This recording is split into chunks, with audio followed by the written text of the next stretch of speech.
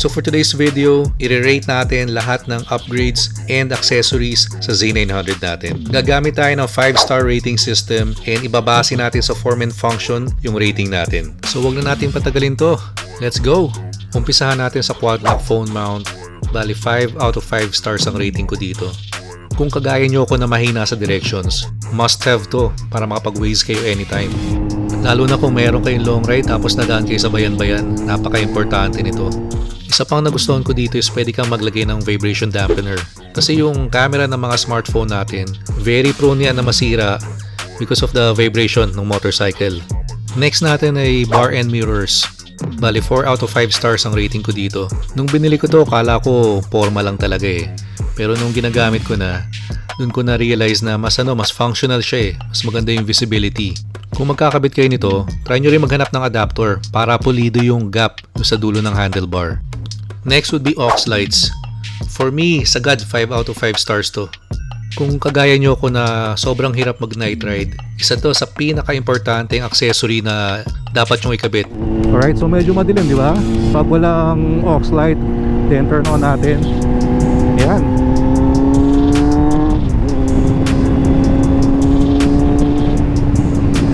Liliwanag ang gabi. So kung madalas kayo nagna-night ride, dapat meron kayo nito. Sunod natin tong TST front signal lights. Dito 3 stars lang bigay ko.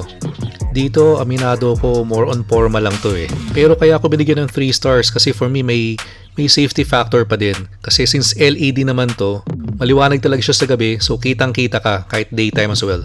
And syempre ang angas tingnan ng green sa gabi.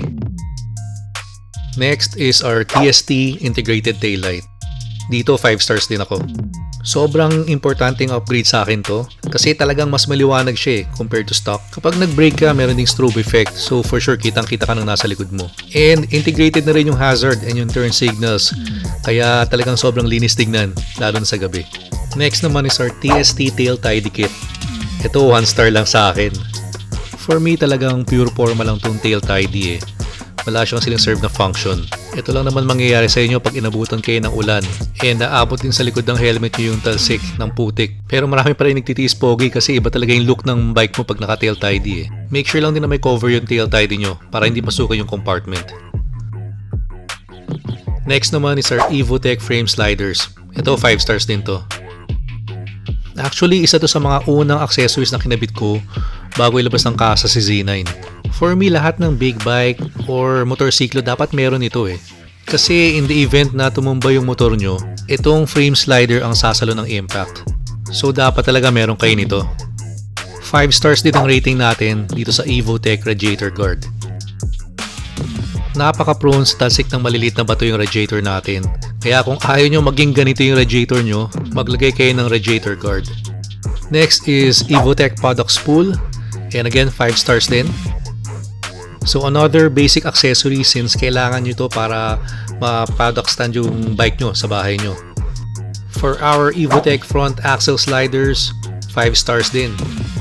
Basta slider, importante yan. And same din dito kasi this will protect your fork and brake caliper. As for our tech spec tank grips, 5 star din tayo dito. Nung medyo bago pa ako nagmumotor, hindi ko pa masyadong na-appreciate to eh. Pero nung bumibilis na yung patakbo mo, doon mo marirealize kung gaano ka-importante to. Ang daling i-grip ng tangke pag meron ka nito. Next is our Terminioni exhaust, 5 stars din. Pag may nagsabi sa inyong hindi importante ang muffler or exhaust, huwag kayong maniwala doon. Isa to sa pinaka-importanting kailangan nyo ikabit sa bike nyo. Sobrang delikado pag hindi kayo rinig ng mga kasama nyo sa kalsada lalo na sa expressway. May kasabihan nga, loud pipes save lives. Next natin is heel guard.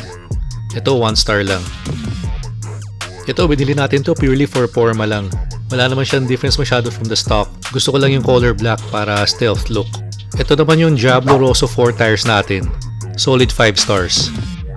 Nung nag-decide ako na magmomotor ako, sabi ko sa sarili ko, if there's one accessory or part na hindi ko titipirin, yun yung gulong. Tuwing nag-ride tayo, yung gulong o yung tires lang ang only link between the ground and us on our bikes. Kaya for me, mas confident ako kung alam kong yung nakakabit sa bike ko is yung best na available tires in the market right now. Next one is our GV tank flange. And I'm giving it 5 stars din. Ako kasi gusto ko yung mga GV tank bags and I have one. Kaya very important to sa akin para especially during long rides kung kailangan ko magdala ng mga gamit, I can easily bring important items. And pag bumili ako in the future ng isa pang GV tank bag, compatible pa rin yun dito sa flange na to. And meron din tayong screen protector, giving it 4 stars. Obviously para iwas gasgas sa panel natin. And ito ang pinaka-importanteng nakakabit sa bike natin, itong rosary. Dapat lagi tayong humihingi ng gabay bago tayo mag-ride. And of course, pasasalamat tuwing nakauwi tayo ng safe. And may bonus pa pala tayo, newbie ride stickers. Actually, plus 10 horsepower to dyno tested. So dun sa mga gusto magkaroon ng plus 10 horsepower, let me know lang. Yun, so nag-enjoy ako dun Maraming salamat sa mga nanood. And guys, kung meron kayong napapansin na pwede pa nating ikabit, i-install, please comment it down below para mapag-ipunan na natin kung talagang importante din. And small favor na rin pala, kung sa mga hindi pa nakasubscribe, please click the subscribe button below, like and share the video na rin. Salamat! So again, maraming salamat sa mga nanood ng video natin today. Kita-kits tayo sa next one. Ingat kayo lahat palagi, always ride safe. Peace out!